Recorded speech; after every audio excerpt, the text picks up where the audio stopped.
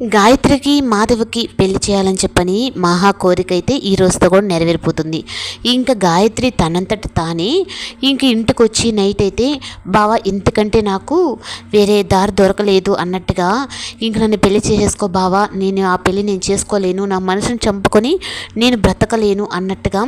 ఇంకంటుంది. సరే ఇంక ఇప్పుడైనా నువ్వు నిజమే చెప్తున్నావా, లేదంటే మొన్న చెప్పినట్టు నాకు అసలు నేను ప్రేమించలేదు అన్నట్టుగా చెప్తావా అని ఇంకా చక్రీ కేశవ్ కూడా అడుగుతారు. లేదు, నేను ఆ రోజు మా అమ్మ చనిపోతానంటేనే నేను అలా చెప్పవలసి వచ్చింది అని ఇంక నేను పెళ్లి చేసుకోవడానికి ఇప్పుడే ఈ క్షణమే మన ఇద్దరం పెళ్లి చేసుకుందాం బావా అని చెప్పని ఇంక తనైతే అంటుంది. ఇంకా మాధవ్ కూడా అయితే పెళ్లి కొడుకులాగా రెడీ చేసి ఆ తాలిబుట్ట తను ఇవ్వరా అని చెప్పని అనేటప్పటికీ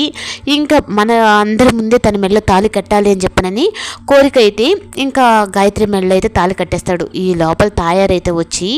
ఇంకా ఆ తాలిబుట్టతో కూడా తెంపేసి నా కూతుర్ని ఇక్కడి నుంచి తీసుకొని వెళ్తాను అని అనగానే ఇంకా ముగ్గురు అన్నల తమ్ముళ్ళు అలాగే నారాయణరావు అందరూ అయితే వాళ్ళ పెళ్ళికి నువ్వు మేముండంగా మా వదిని తీసుకొని వెళ్తావా, ఇప్పటిదాకా నీ కూతురు మా అన్నయ్య తాళి కట్టేసిన తర్వాత ఇప్పుడు తను మాకు వదిన అయిపోయింది అన్నట్టుగా ఇంకా చెప్పేటప్పటికీ వీళ్ళ పని ఇప్పుడు కాదు రేపు పొద్దున్న తేలుస్తాను నేను అన్నట్టుగా ఇంకా తాయారైతే అక్కడి నుంచి వెళ్తుంది. ఇంకా ఇన్ని రోజులకి నా కళ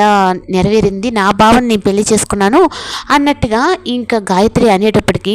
మహా కూడా అయితే మీ ప్రాబ్లం ఒక్కటే కాదు నా ప్రాబ్లం కూడా తీరింది, ఈ ఇంటికి నువ్వు కోడలిగా వస్తే నేను చదువుకోవడానికి వెళ్ళినా వీళ్ళు బాధపడరు అన్న నాది